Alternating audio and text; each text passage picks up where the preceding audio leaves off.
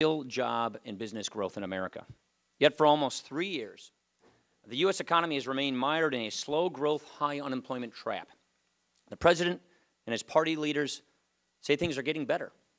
Yet we continue to hear from families and businesses in our districts who tell us this kind of talk is completely disconnected from reality. The fact is that this administration told a stimulus plan would keep unemployment from ever rising above 8%, that the economy would have grown at 4% last year. In reality, unemployment climbed as high as 10%, and today it stands at 8.5%.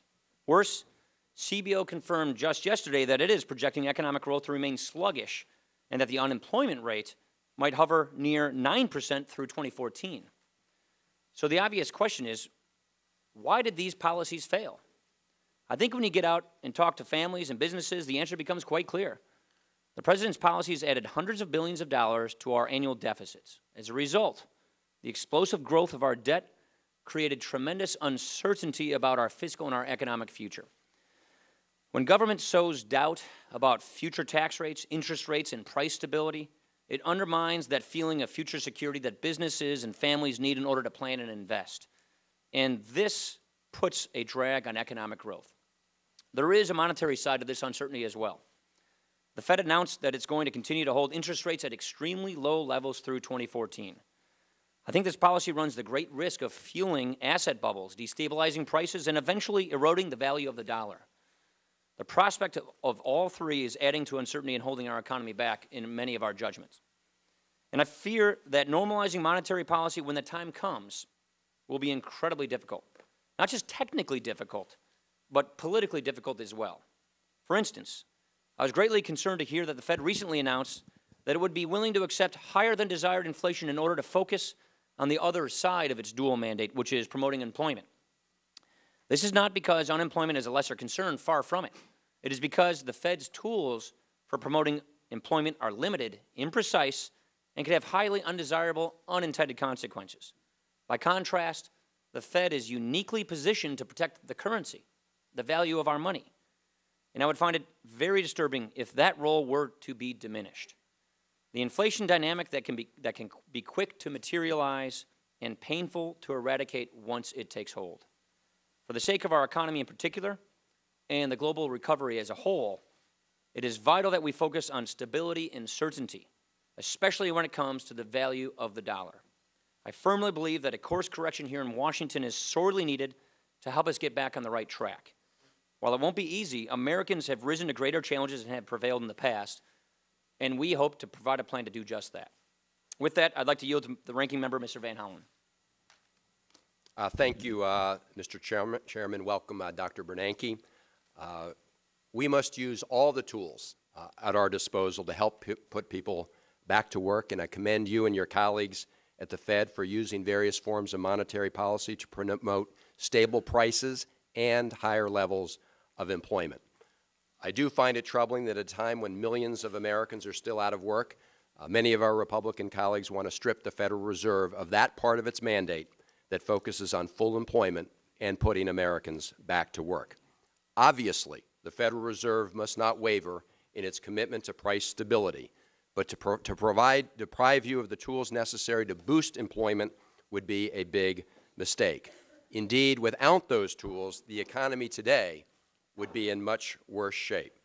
Dr. Bernanke, as you testified previously before this committee, the measures taken by the Federal Reserve, the politically unpopular but economically necessary TARP legislation engineered by the Bush administration, and the Recovery Act by the Obama administration averted, and I quote what you said earlier, an extraordinarily severe downturn, perhaps a Great Depression. And indeed, we have averted a Great Depression.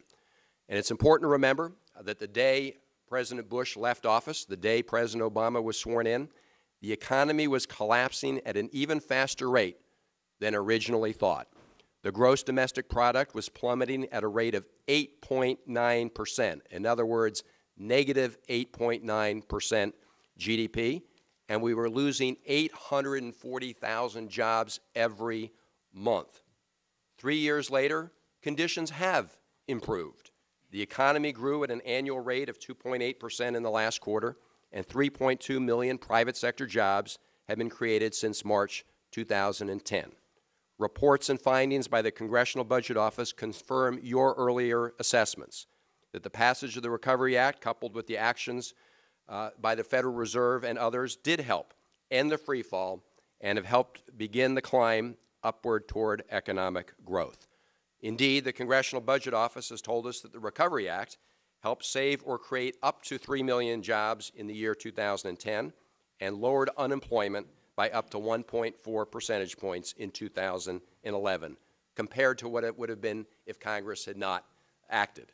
That's not my facts. Those are not my facts. Those are from the Congressional Budget Office. It's clear that we were on a huge, fast downhill slide, and action taken by the Federal Reserve, President Obama, and the Congress at the time helped end the economic free fall and begin to turn the corner.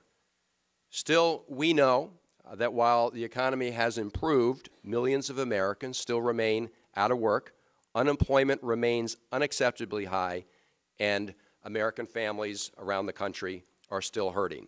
Our economy is still very vulnerable to outside shocks, whether it be the Japanese tsunami to the brewing European debt crisis.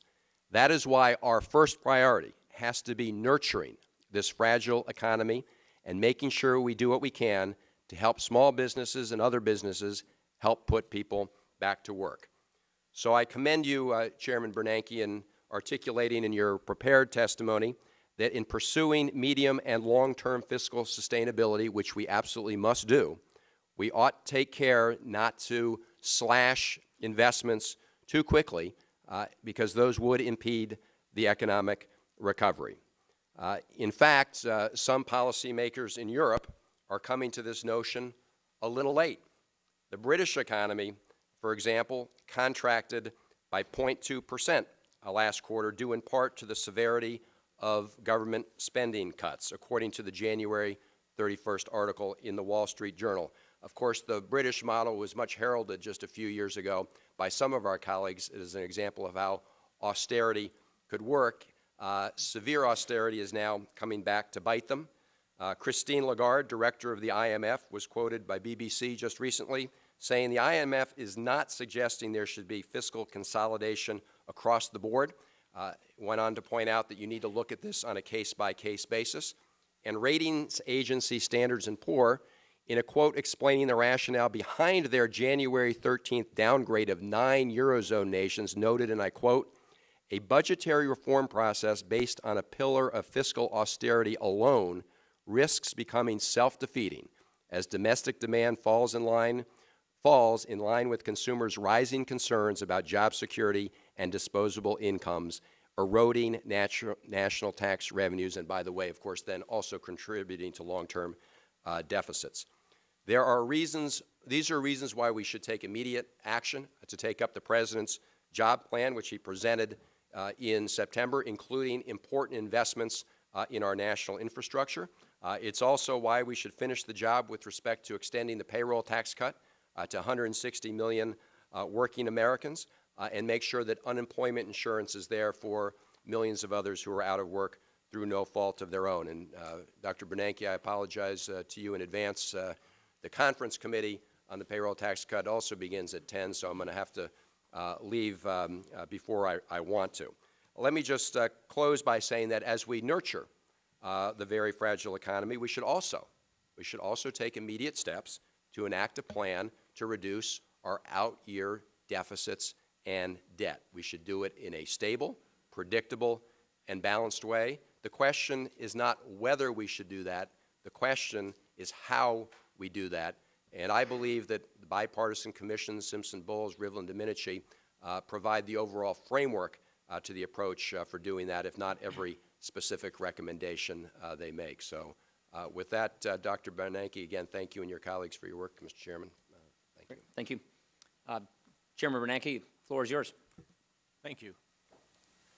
Chairman Ryan, Vice Chairman Garrett, Ranking Member Van Hollen, and other members of the committee, I appreciate this opportunity to discuss my views on the economic outlook, monetary policy, and the challenges facing federal fiscal policymakers. Over the past 2.5 years, the U.S. economy has been gradually recovering from a deep recession. While conditions have certainly improved over this period, the pace of the recovery has been frustratingly slow. particularly from the perspective of the millions of workers who remain unemployed or underemployed. Moreover, this sluggish expansion has left the economy vulnerable to shocks. Indeed, last year, supply chain disruptions stemming from the earthquake in Japan, a surge in the prices of oil and other commodities, and spillovers from the European debt crisis risk derailing the recovery. Fortunately, over the past few months, indicators of spending, production, and job market activity have shown some signs of improvement, and in economic projections just released, the Federal Open Market Committee participants indicated that they expected somewhat stronger growth this year than in 2011. The outlook remains uncertain, however, and close monitoring of economic developments will remain necessary. As is often the case, the ability and willingness of households to spend will be an important determinant of the pace at which the economy expands in coming quarters. Although real consumer spending rose moderately last quarter, households continue to face significant headwinds. Notably, real household income and wealth stagnated in 2011, and access to credit remained tight for many potential borrowers. Consumer sentiment has improved from the summer's depressed levels, but remains at levels that are still quite low by historical standards. Household spending will depend in turn heavily on developments in the labor market. Overall, the job situation does appear to have improved modestly over the past year. Private payroll employment increased by about 160,000 jobs per month in 2011. The unemployment rate fell by about 1 percentage point, and new claims for unemployment insurance declined somewhat. Nevertheless, as shown by indicators like the rate of unemployment and the ratio of employment to population, we still have a long way to go before the labor market can be said to be operating normally. Particularly troubling is the unusually high level of long-term unemployment. More than 40% of the unemployed have been jobless for more than 6 months, roughly double the fraction during the economic expansion of the previous decade. Uncertain job prospects, along with tight mortgage credit conditions, continue to hold back the demand for housing. Although low interest rates on conventional mortgages and the drop in home prices in recent years have greatly improved the affordability of housing, both residential sales and construction remain depressed. A persistent excess supply of vacant homes, largely stemming from foreclosures, is keeping downward pressure on prices and limiting the demand for new construction. In contrast to the household sector, the business sector has been a relative bright spot in the current recovery. Manufacturing production has increased 15% since its trough, and capital spending by businesses has expanded briskly over the past 2 years, driven in part by the need to replace aging equipment and software. Moreover, many U.S. firms, notably in manufacturing but also in services, have benefited from strong demand from foreign markets over the past few years. More recently, the pace of growth in business investment has slowed, likely reflecting concerns about both the domestic outlook and developments in Europe. However, there are signs that these concerns are abating somewhat. If business confidence continues to improve, U.S. firms should be well positioned to increase both capital spending and hiring.